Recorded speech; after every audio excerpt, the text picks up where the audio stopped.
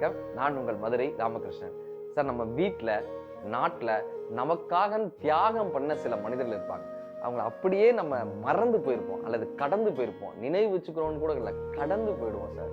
29 வயசு தாங்க பகத்சிங் அவர்களுக்கு தூக்கு மேடையில போடும்போது 29 வயது தான். வீர வாஞ்சிநாதன், கொடிகாத்த குமரன், உத்தம் சிங், சொல்லிக்கொண்டே போகலாம். இந்த நாட்டுக்காக தன்னுடைய உயிரை கொடுத்தவங்க. வீட்டில் பாருங்களேன் சார், உப்பு அதிகமா இருந்தா அண்ணன் அதிகமா சாப்பிடுவான், புளி அதிகமா இருந்தா அப்பா அதிகமா சாப்பிடுவார், காரம் அதிகமா இருந்தா தம்பி அதிகமா சாப்பிடுவான், சாப்பாடு அதிகமா இருந்தா தாங்க அம்மா அதிகமா சாப்பிடுவாங்க. இப்படியாக நாட்டுக்காக வீட்டுக்காக தியாகம் செய்த மனிதர்கள் எத்தனையோ பேர் இருக்காங்க. பாலம் கல்யாண சுந்தரம் அவருடைய குரல் கொஞ்சம் கீச்சு குரல். சின்ன வயதுல எல்லாரும் அவர் கிண்டல் அடிக்கிறாங்க. அவர் என்ன பண்றாருன்னா தற்கொலைக்கு முயற்சி பண்றாரு. அவங்க அண்ணன் சொல்றாங்க, உன்னுடைய குரல் எப்படி இருக்குன்றது முக்கியம் இல்ல, உன்னை பற்றி மற்றவர்கள் பேசக்கூடிய குரல் எப்படி இருக்குன்றதான்ப்பா முக்கியம்.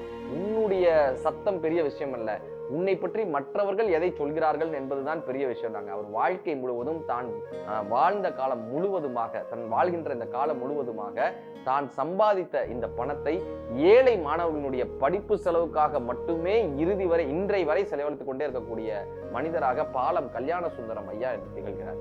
இவர் ஒரு மிகப்பெரிய ஒரு தியாக செம்மலாக இன்னைக்கு நமக்கு.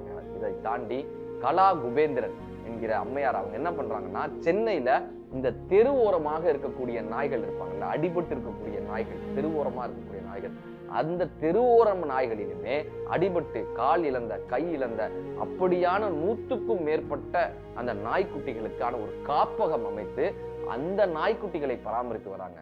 தமிழக அரசு அவர்களுக்கு 13 லட்சம் ரூபாய் அந்த காப்பகத்திற்காக கொடுத்து அவங்களை பாதுகாக்கணும் அப்படின்னு நினைச்சாங்க. இப்படி அன்பினுடைய நீட்சியாக இருக்கக்கூடிய மனிதர்கள் தங்கள் வாழ்வை துறந்தாவது மற்றவர்களை பாதுகாக்க வேண்டும், சக உயிரினங்களை பாதுகாக்க வேண்டும் நினைக்கிறாங்கல்ல, அவர்களை கொண்டாட வேண்டாம், அங்கீகரிக்க வேண்டாம், நினைவில் நிறுத்திக் கொள்ளும்.